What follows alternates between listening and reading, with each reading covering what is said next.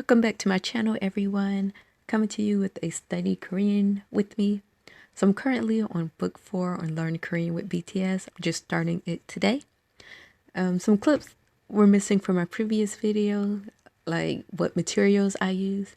So for pens, I like the Pilot friction pens, especially the extra fine point, which these are.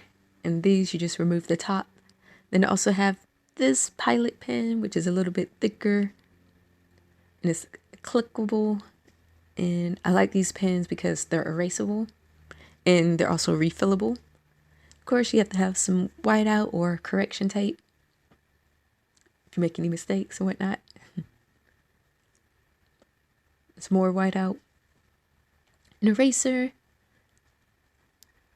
and the Sharpie. This is also extra fine point.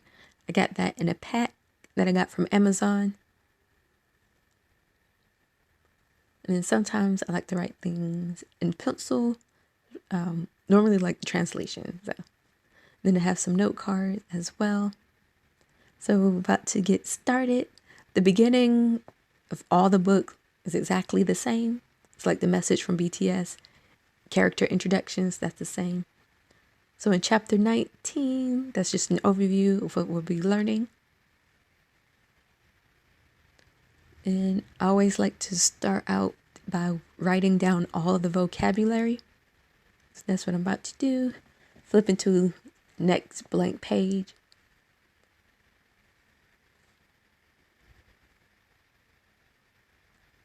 And I do like to put a header.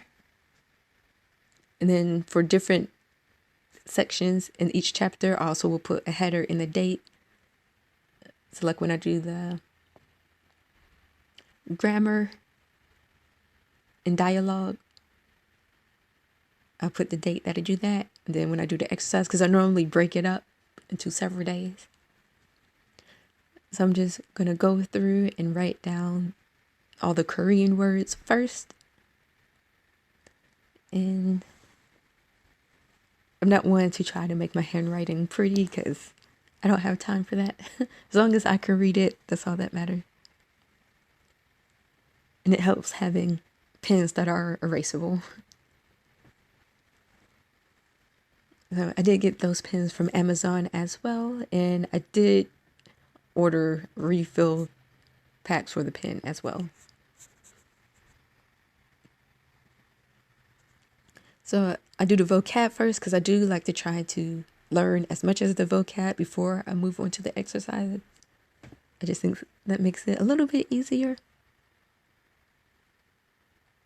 So when I'm done writing all the words in Korean, I'm getting up the pen so I can listen to the pronunciation and get the translation. But first, I'm going to scan the QR code to do that little exercise at the beginning of the chapter.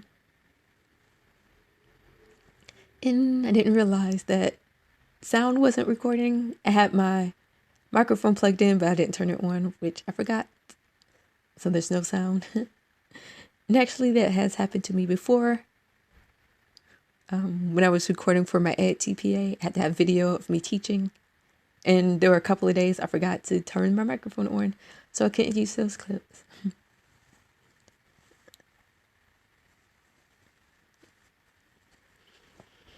So normally we just listen to the pronunciation of all the words on that page first, then go back and listen to the translation. And then I do like to say the pronunciation out loud, which you couldn't hear. So now moving on to writing translation. And I don't know if you can tell, but it seems like a lot of this chapter is about getting your hair done while in Korea. So I guess if you plan to visit Korea and stay there for a while, this is information you may need to know. I mentioned before, I feel like this series is geared more towards tourists.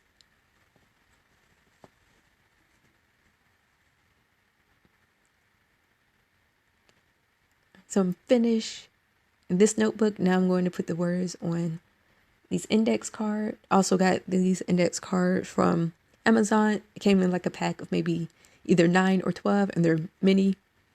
I know there are electronic or digital versions of flashcard. I still prefer paper. I tried. I was going to use Anki. I even downloaded it, but that was just not for me. Good old paper and pencil works best for me. And also, I'm pretty sure there's some research that shows that you learn more when you handwrite it as opposed to typing. So, figure writing it is also a good way for me to review. And I like to take these with me to the gym. I think it's just more sanitary than using like your phone or tablet while you're working out. But, maybe that's just me. And these are small enough that you could take them anywhere.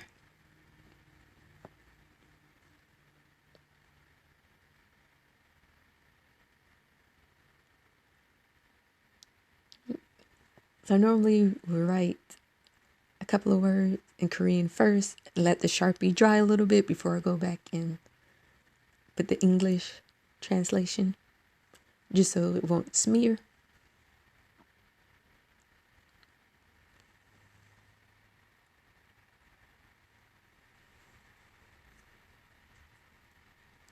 So I do have like a ton of note cards. And I think in the beginning I was using regular size note cards, but those are just way too big. These are more convenient and they come with a binder ring, so they're all together.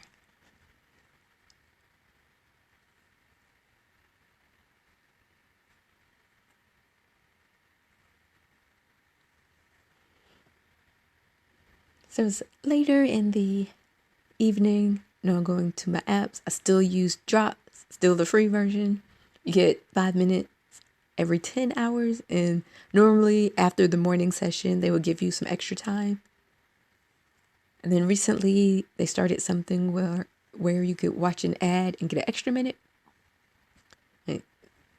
So I just go in the order that it presents. I don't skip around and choose different topics. But I guess you could do that.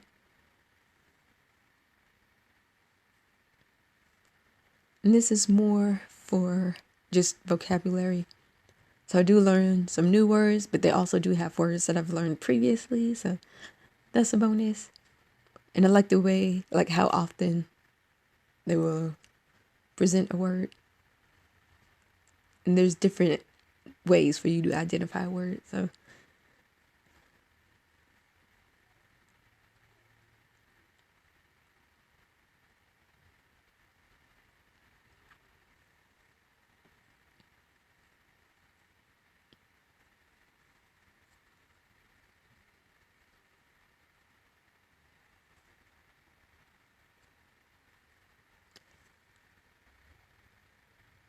coming to the end of the session.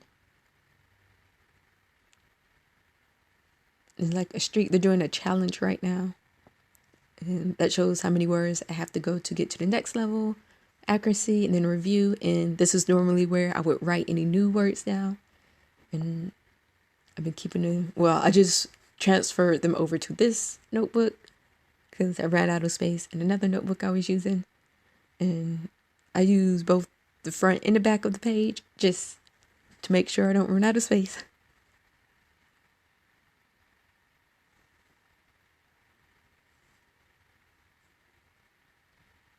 And so those are just some different topics they have.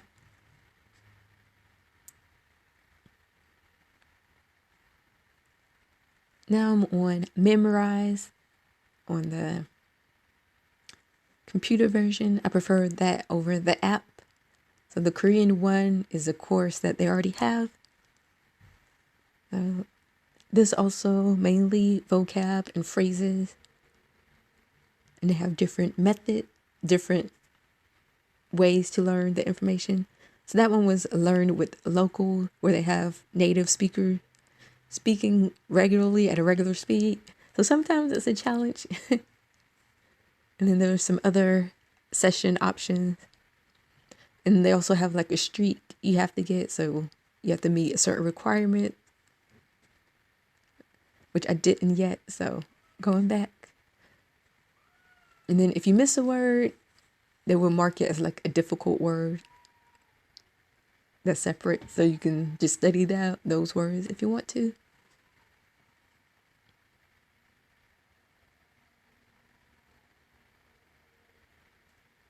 All right, so now I've met the requirement for this course, and I'm about to go to the next one, Learn Korean with BTS.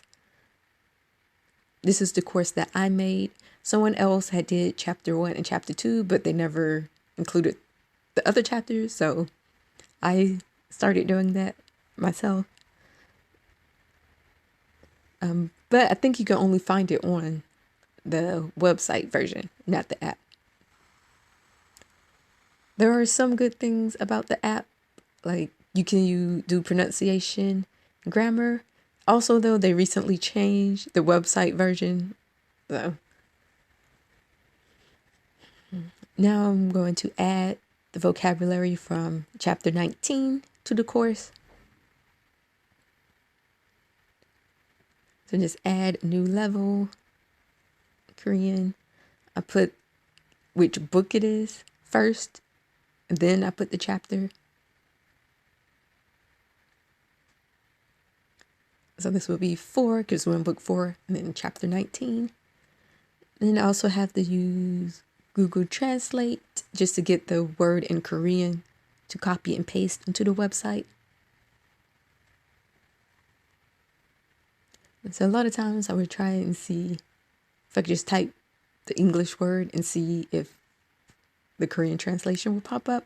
A lot of times it's a little different. So then I would have to go in and just type it in Korean.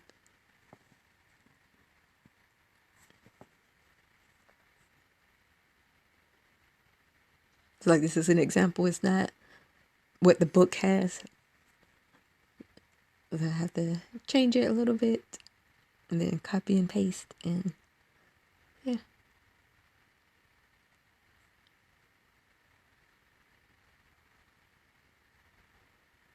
And then just click the plus sign to add the next word. So it is a process getting all the words on, and I'm nowhere near on memorize. I'm not nowhere near chapter 19 yet, so right now I'm just kind of like reviewing words that I've already learned, so that's a bonus as well.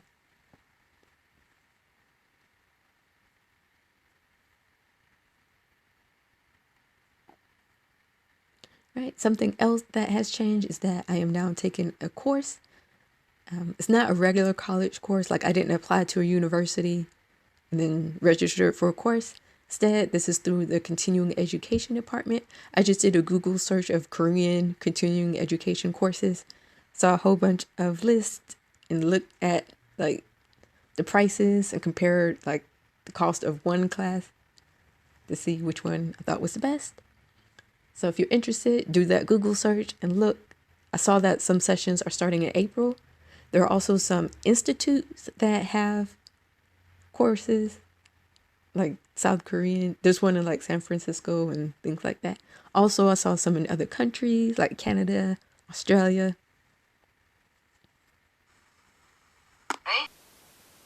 Right? 이 사람은 의사예요. Is this person doctor? 아니요. 그 사람은 의사가 아니에요. 아니에요. 오케이? 자, 이 사람은 프랑스 사람이에요. 아니요. 그 사람은 프랑스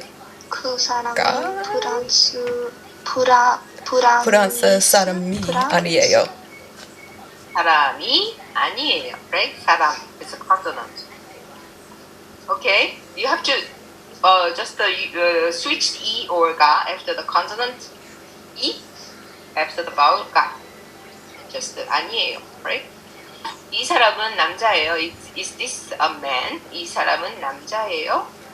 아니요. 그 사람은 남자가 아니에요. 그 사람은 남자가 아니에요. 아니에요. Right. Okay. So, 자, 한번 다시 읽어보세요, everybody. 이것은 공책이에요. 아니요, 그것은 공책이 아니에요. 자, 한 사람씩 읽어볼게요. Only change the highlighted parts, John. Yeah. So you just read this one. 수잔 씨는 수잔 씨는 미국 미국 사람이에요. 아니요, 저는 멕시코 사람이에요.